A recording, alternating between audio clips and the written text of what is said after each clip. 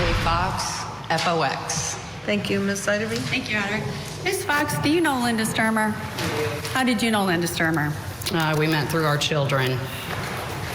How did your children spend time together? My daughter was a cheerleader and her son played football. So they went to school together? They did. And was there a time that you worked with Linda Stermer? Yes. Do you recall when that was, when you started working with her? Roughly June of '06. Had you been working there prior? No. Did you both start on the same day? We did. We interviewed and started on the same day. And what place of employment are we talking about? Chemlink, that was first located in Kalamazoo and then moved to Schoolcraft. And how well did you know her before you started working together? I'd only known her for a few months. So it was really just more through your children? Well, once we started talking, we hit it off pretty well. We were friends.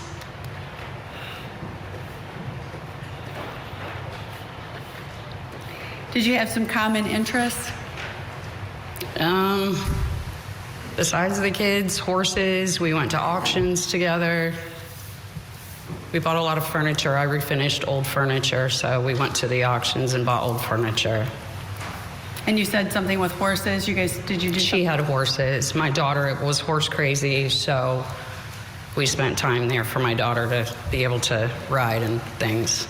Did you go any horse shows or pick up horses or anything like that with her? No, I didn't have much to do with that part of it. So you started working on the same day.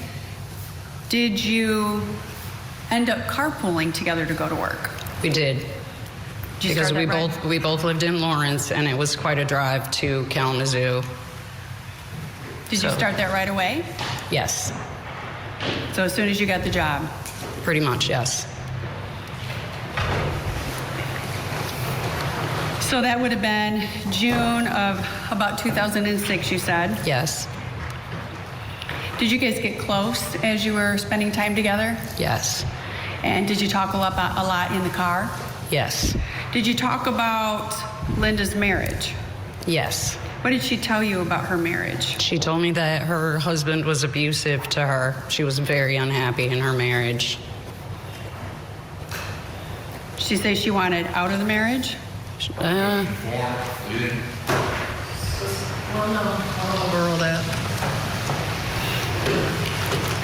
Yes, she said she wanted out of the marriage. Did you see any evidence of any physical abuse on Ms. Stermer at all? Not once, not ever. At some point, did she talk to you about Chris Williams? She did. And what did she tell you about Chris Williams? They were having a relationship. Do you know when that started? I am not sure. I don't know how long after it started before she talked to me about it. Was it shortly after you started working there? It was at least a couple of months. And what did she say about Chris Williams? That he was extremely important to her. How did she describe her feelings for him? She wanted to be with him.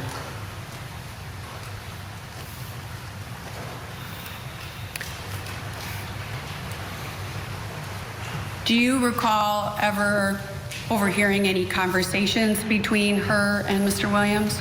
Yes, they talked pretty much every night on the way home on the phone. In your car? She usually drove. So she talked as you guys were driving back and forth? Yes.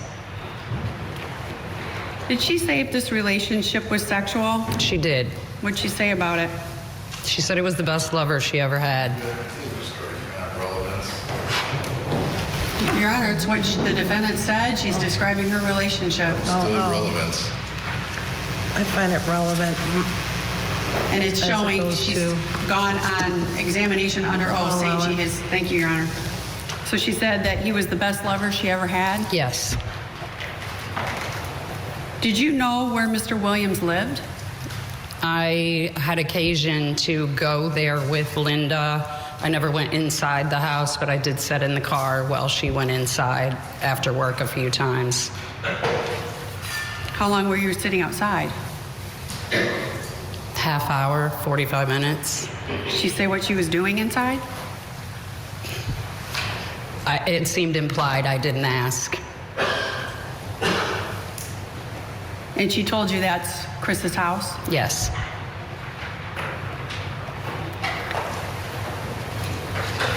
At some point, did the police contact you about Mr. Williams About him, or ask you about him? when I talked to them, yes. Did you tell them where Mr. Williams lived? I believe so. Were you aware of any phones that Linda had? Yes. And what did she have in terms of phones? She had one phone that was the phone that her family knew about and another phone that they didn't. And how did you know that the family didn't know about that phone? Because she told me that. Did she tell you where she kept it? Sometimes she left it at my house, and sometimes she told me she had found a spot underneath the dash in her Blazer where she could put the phone. Did you hear her talking on that phone? Yes. And who was she talking to? Chris.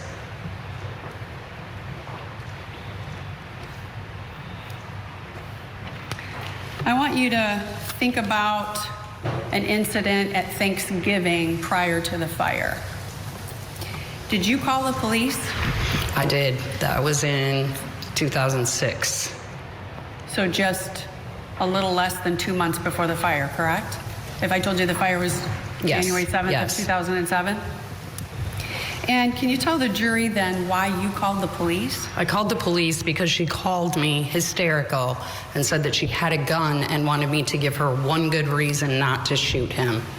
Not to shoot him? Not to shoot Todd. And I did my best to calm her down, but at the end of the conversation, I still wasn't comfortable that things had calmed down, and so I called the police.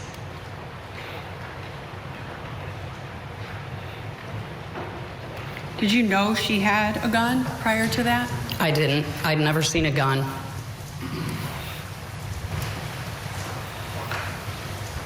Had she ever talked about shooting him before that? She talked about various ways that she had thought about getting rid of him. What did she say to you? She talked about shooting him. She talked about running over him with her car, poisoning him. And she talked about all this with you. Yes. And why was she talking about this? Objecting about the conversation and the person stating my anger. I'll rephrase. Yeah, that's sustained. What was the context of that conversation? Generally, it was when she was talking about how unhappy she was in her marriage. Did she ever talk to you about Todd being suspicious of her? Not until late in 06. It was late in 06. She said that she felt like he was getting suspicious. She talked to you about a post office box? Yes, I actually went with her when she opened that post office box. Why? What was? Because she had credit cards and phone bills and things that Todd didn't know about, and she had the bills sent to the post office box so that he didn't see them. And you went to that post office box? I did. There were several occasions when I went and got the mail out for her and gave it to her. So you actually picked it up for her? Yes. What was your relationship with Todd Stermer, if any? From when our friendship started, she had told me that he was jealous of the time that we spent together and that he didn't like me, so I didn't have contact with Todd. And that was because of what she said to you? Yes.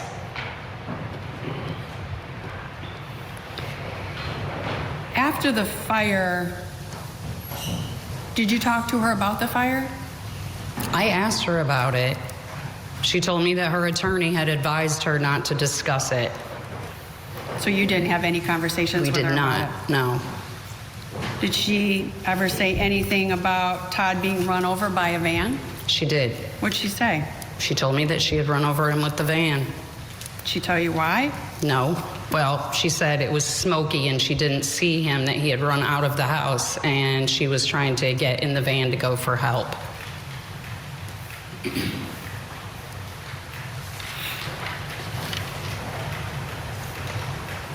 Had you talked to Kathy Ilg about any concerns you had? Yes. I told her I felt like I needed to speak to the police, but there was so much sympathy for her at work at that point after the fire that I didn't feel like I could go to them directly. So you didn't want to go directly? No, I didn't want anyone to know that I had contacted them because it would have made my life really hard at my job.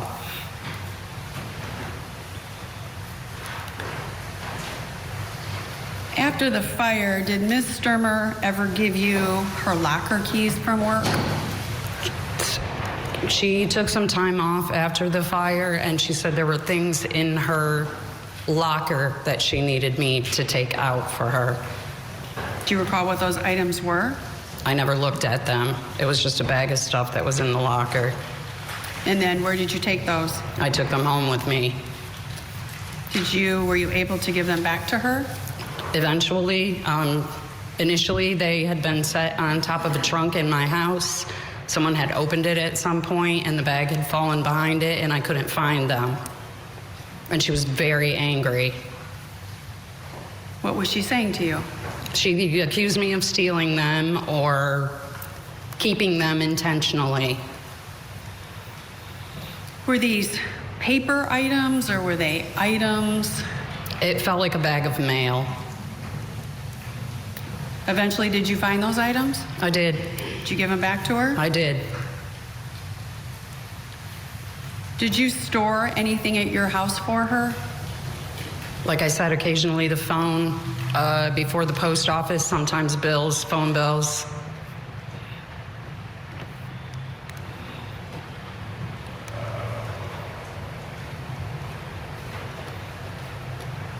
When you talked to deputies about Mr. Chris Williams, were you able to describe his vehicle? Yes. And you also then knew his address? Well, I didn't know the exact address, but I knew how to get there. I'm not very good with streets in Kalamazoo. So you just told them the location? Basically, yes. Did Linda ever ask you to lie for her when she was with Chris? Like I said, I had no contact with Todd, so no.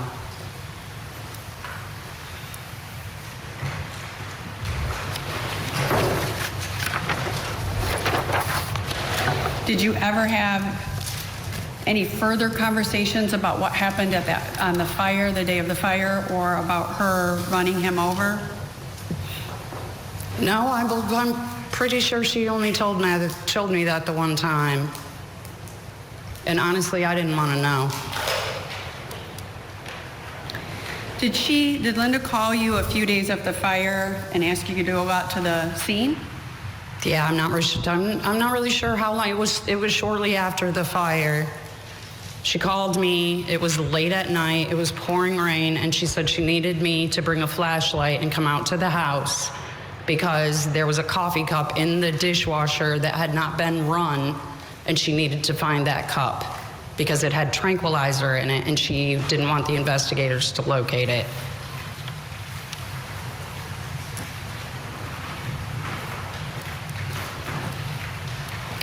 At some point, did your relationship start to dissolve? Yes. And can you tell the jury why your relationship started to dissolve? I had loaned her $5,000 because she told me that her mortgage was about to default and she was going to lose her house. And I had gotten paperwork in the mail for a signature loan for $5,000. So she asked me if she could borrow the money and said that she would make the payments on it and that it would help build my credit. So I did. I took the check, I signed it, I went to my bank, I deposited it, and I had a bank draft drawn up to Linda Stermer for the $5,000. So you gave her then the entire $5,000? I did. And this was a loan in your name? Yes. And you did it why? I didn't want her to lose her house. And are you talking about the house that had burned, or are you Yes. talking about it? Okay.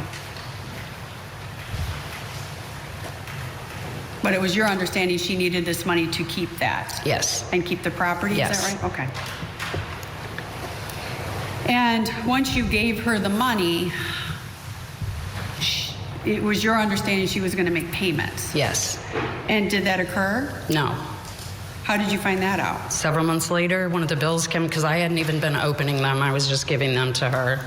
A bill came and it said final notice, so I opened it and realized that not one single payment had been made. And So- again, this was just in your name. Yes. So what did you do once you found this information out? Wow, not looking good there for Linda Stermer in Michigan. Let us know what you think about this trial. Hit us up on social media. We read your comments.